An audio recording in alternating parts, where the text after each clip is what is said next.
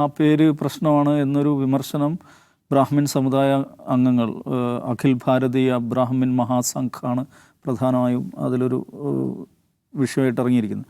അപ്പോൾ ആ വാദം ന്യായമാണ്.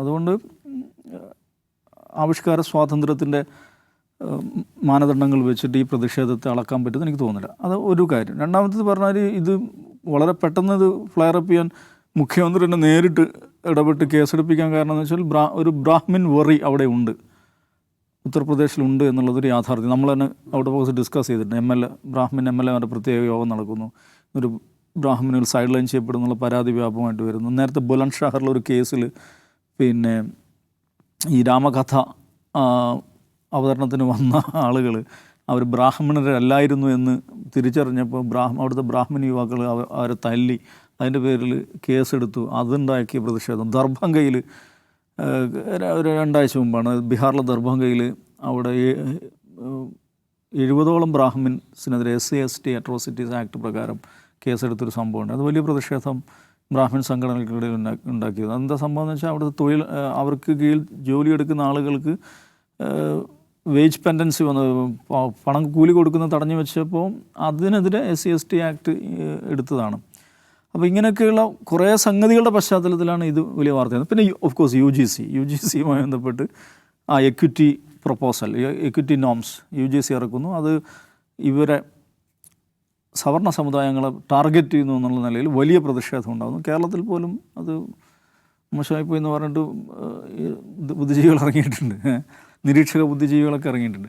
അപ്പോൾ അതിൻ്റെ ഒക്കെ ഒരു പശ്ചാത്തലം നിന്ന് കാണേണ്ടത്. പക്ഷെ ഇതിലൊരു സംഗതി എന്താണെന്ന് വെച്ചാൽ ഇങ്ങനെ ഒക്കെ പറഞ്ഞാൽ വേദനിക്കും എന്ന് ഇവർക്ക് മനസ്സിലാകുന്ന ഒരു സന്ദർഭമാണിത്. ഇത് മറ്റ് സമുദായാംഗങ്ങൾ അല്ലെങ്കിൽ പ്രത്യേകിച്ച് ന്യൂനപക്ഷ വിഭാഗത്തിൽപ്പെട്ട പിന്നോക്ക വിഭാഗങ്ങളിൽപ്പെട്ട ആളുകൾ ഇത്തരം വിഷയങ്ങൾ ഉന്നയിക്കുമ്പോൾ കലയല്ലേ, ആവിഷ്കാരമല്ലേ, എന്തിനാണ്? ഇപ്പോൾ കേരള ഫയൽസിൻ്റെ കാര്യത്തിൽ കേരള ഫയൽസിന് എന്താ ചെയ്യുന്നത്? എങ്ങനെയാണ് ഇവിടെ ബ്രാഹ്മിൻസിനെ വിലിഫൈ ചെയ്യുന്നത്? അതേപോലെ കേരളത്തെയും കേരളത്തിലെ മുസ്ലിം സമുദായത്തെയും വളരെ കൃത്യമായി ടാർഗറ്റ് ചെയ്യുന്ന, അപരവൽക്കരിക്കുന്ന, പൈശാചിവൽക്കരിക്കുന്ന ഒരു സിനിമയാണത്. അതിനെക്കുറിച്ച് ഇവരുടെ നറേറ്റീവ് എന്തായിരുന്നു? അപ്പോൾ ഇതിൻ്റെ വേദന എന്താണ്?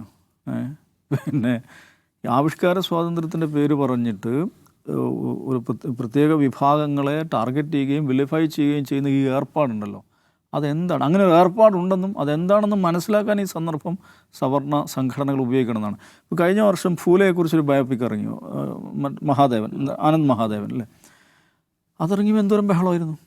അതിൽ നിന്ന് എന്തൊക്കെ ഒഴിവാക്കണം? പേഷ്വാവി ഒഴിവാക്കണം, മഹർ എന്നുള്ളത് ഒഴിവാക്കണം, ഈ മനു, പിന്നെ തീൻ സാലോം കാ ഗുലാമി അത് നിർബന്ധമായി ഒഴിവാക്കണം എന്നാണ്. തീൻ സാൽ കാ ഗുലാമി അങ്ങനെ ഒരു പ്രയോഗം ഉണ്ടാകാൻ പാടില്ല. എന്നിട്ട് അവസാനം NBFC ഇടപെട്ട് 18 കട്ടുകളാണ് ആ സിനിമയിൽ വരുത്തുന്നത്. വളരെ സാവിത്രി ബായ് ഫൂലെയും മറ്റേ അവരെക്കുറിച്ചുള്ള ഫിലിമാണ്. ജ്യോതിറാവ് ഫൂലെയും സാവിത്രി ഫൂലെയെ കുറിച്ചുള്ള ഫിലിമാണ്. അതിൻ്റെ റിലീസ് ഡേറ്റ് മാറ്റി വെക്കേണ്ടി വന്നു, അതിൽ വീണ്ടും കട്ടുകൾ വരുത്തേണ്ടി വന്നു.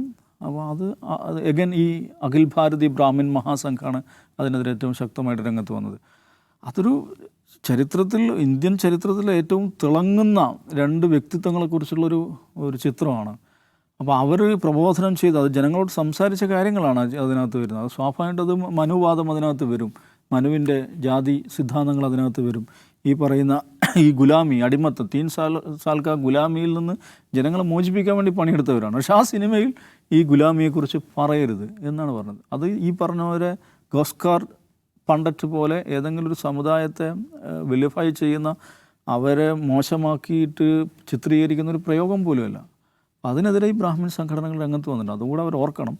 അപ്പോൾ ഈ പറയുന്ന മനുഷ്യരെ വളഞ്ഞു വെച്ച് ടാർഗറ്റ് ചെയ്ത് മോശമായി ചിത്രീകരിക്കുന്നതിൻ്റെ വേദന എന്താണ് എന്നീ പറയുന്ന സവർണ സംഘടനകൾക്ക് മനസ്സിലാക്കാനുള്ള സന്ദർഭം ഇതിനെടുക്കണം എന്നാണ് എനിക്ക് തോന്നുന്നത്.